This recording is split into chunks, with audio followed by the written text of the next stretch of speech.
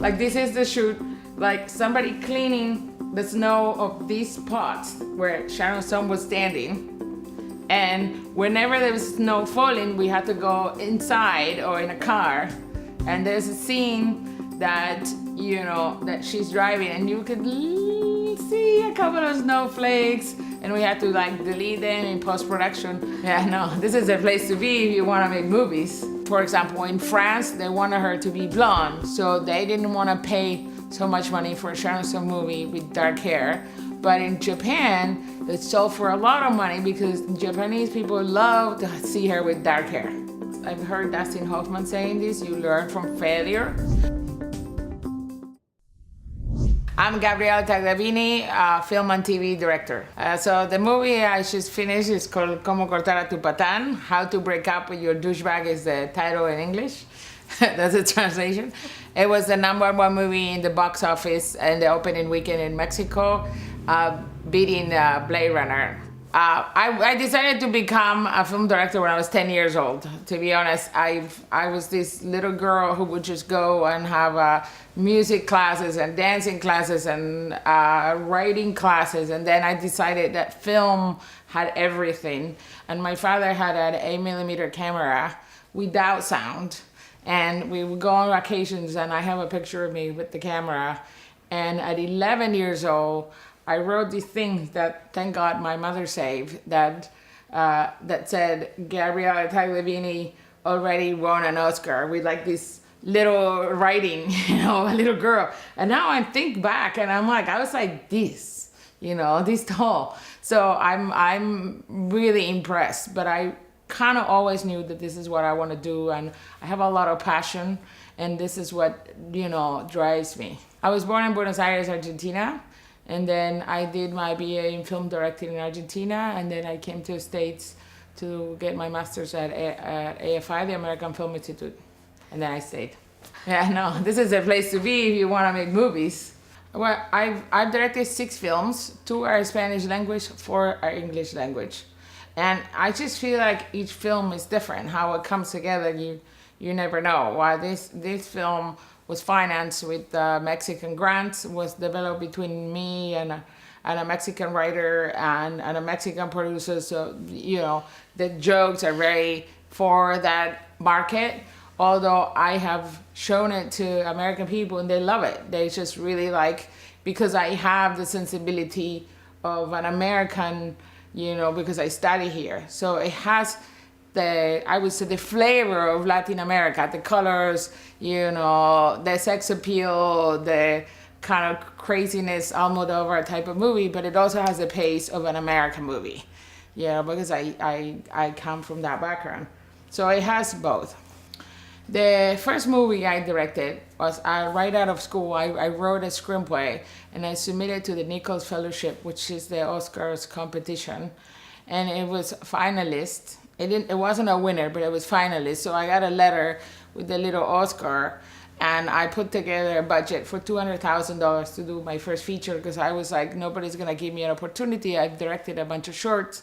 And I basically asked everybody that I knew, I was like 23, 25, asking everybody I knew if they would give me money to make the movie. And I got 2 people to give me 100, and when I made the movie. The next movie was a Disney movie for Mexico. I basically shown the first movie, and Mexico was doing the first English language movie in Mexico ever. So it was a big deal, and I wasn't from Mexico, but they were looking for a director, but it was about 2 girls, so they thought I could be good for it. They watched my film. I presented storyboards and like a visual deck, and they hired me.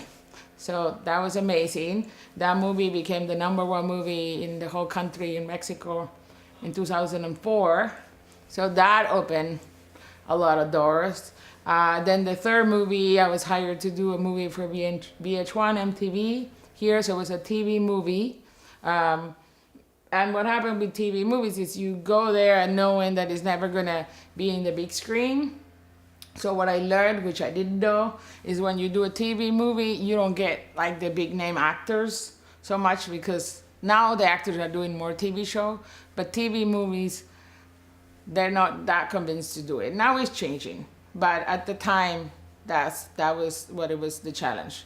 And then from that, I went to do a movie with Eva Longoria, Christian Slater, called Without Men, and that was independently financed, a bunch of different investors, and then we gave it to a sales company that sold it to about 30 countries, because Eva Longoria was kissing another woman in this movie Without Men, so it became a big media splash, and so it did sell at the end of the day, which was great.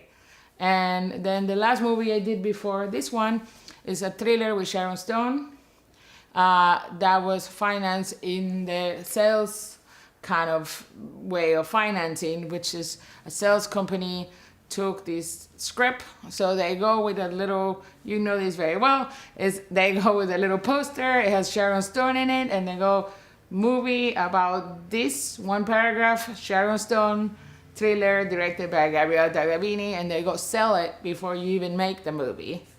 And with that money, you go and make the movie. So you pre-sell it. And that was very interesting because I haven't done that before. To me, it was incredible. Somebody would put money before they see the product, but it happens a lot.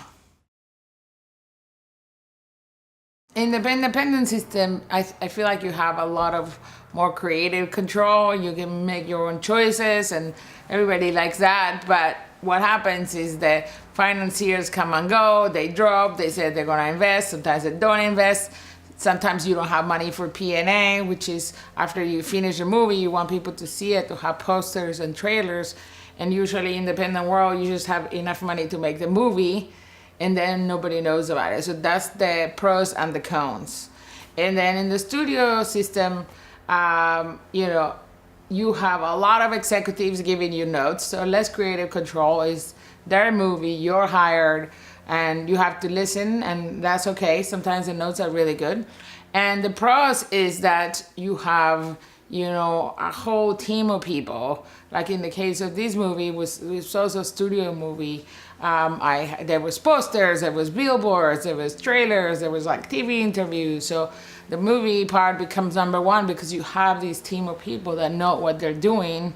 Of course, the movie has to be good too, because even studio movies make movies that don't make money. So those are the pros and the cons mainly. There are many other things, but those are the mainly pros and cons of both. It's a choice. You could be a director that waits for the phone call and complains, I think, to agents or managers, or you can be a director that goes out there and goes to Cannes or Berlin Film Festival, meet people, meet investors, meet companies. I think, to me, it's not a question. I choose that because I want to make movies, and it's not coincidence that I made 6 movies, because from my class of AFI, in my year that we graduated, I'm the only one who made 6 movies. The next director made 2, one made 1.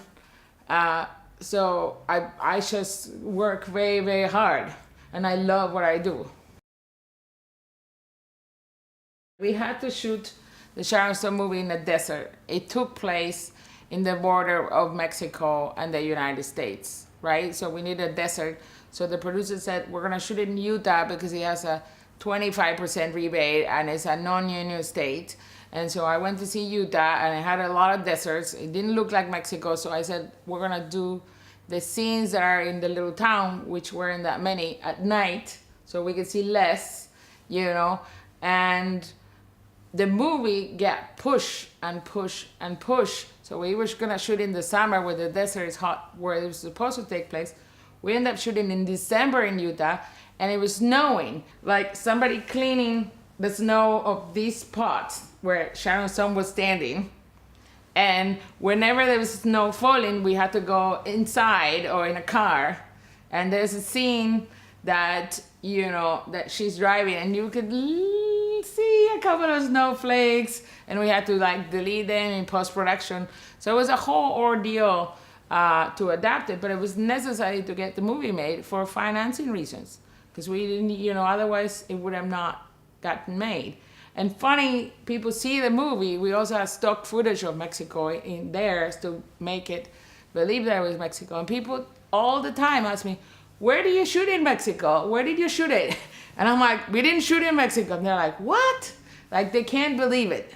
So I guess we did a good job. Well, the 2 movies in Mexico had to be shot in Mexico because the money came a little bit from government and tax rebates, so we shot there.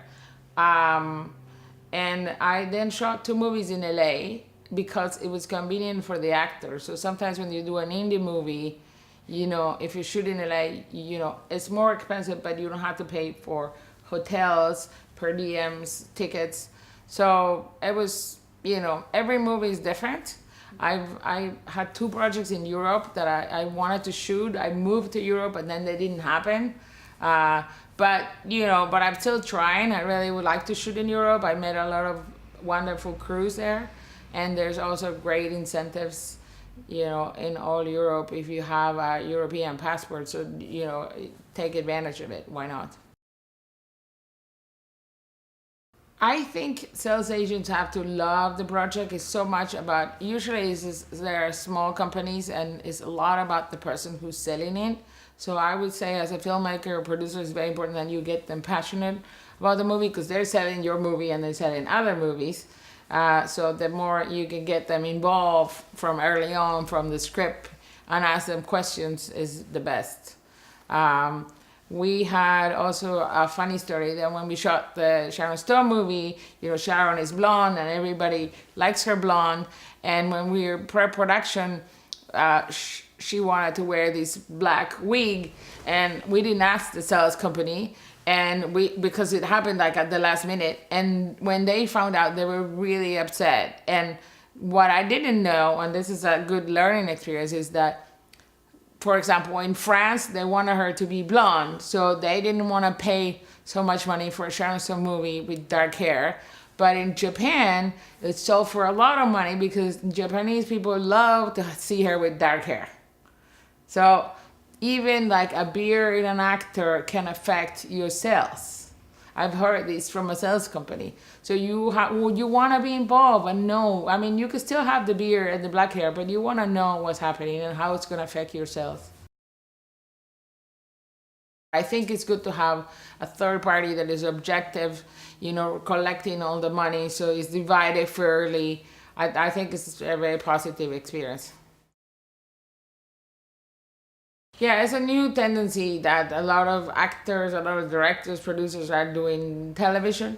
I think you know, television has a lot of value lately, and you don't have to be so dependent on, you know, these famous actors that you're chasing. That is really, really difficult to get because you have to either pay them a lot of money, and everybody's chasing Tom Cruise or whoever is a new flavor of the month. So I think the TV gives you a lot of freedom in that sense. You can discover new talent, but also you could do something of a lot of quality. And the good thing about TV is that you can have a long-term career where you make a movie as a director or as a producer, and maybe you have to wait 2 years until you make the next movie, where you can make a TV show and be working for 4 years nonstop, which is great. I love what's going on with TV, and especially in the digital space. I love that an independent company can put your work out there. You know, back in the day when I started, if you didn't have a distributor, nobody would see your movie. Where you can now put it up in Netflix, but you could also put it up in YouTube. You know, and at least people will see it. So I think it's fantastic. I think the more you do it, the better you get at it, and you fail and you learn. You don't learn from success. I've heard Dustin Hoffman saying this, you learn from failure. And so I would advise for them to do short films, you know, with their phone, little camera, edit in the computer, see what didn't work, do it again. If you're a writer, write, give it to friends, correct it, learn how to take notes, write a new script and write a new one. If you're a producer, go to festivals to meet people. I think it's very important to network. I think 50% is going and meet people. Go to I don't know, dinners, breakfast, events. You know, there's so many things that you can participate and have business cards and connect with people. And you will see those people again and again. And whoever was the assistant, always be nice to everybody, because that assistant is maybe an executive or a top producer in a few years. Another advice I like to give is to really think about the message you want to say in these films. Because people make films, like, I don't know, for different reasons, like I want to make money, or comedies make money, or horror make money, or whatever reason. And I think it's very important that we have a responsibility. I always try to make movies that have a positive message and an impact on people, because you don't know what's going to make money or not. So just make something that is from the heart, you know, and you will speak to people. And the best example is Blade Runner, beautiful movie, no heart. And that's why it didn't hit like the first one. That was a really romantic story, you know? So I think just bring your heart. That would be my advice. Bring your heart into your work.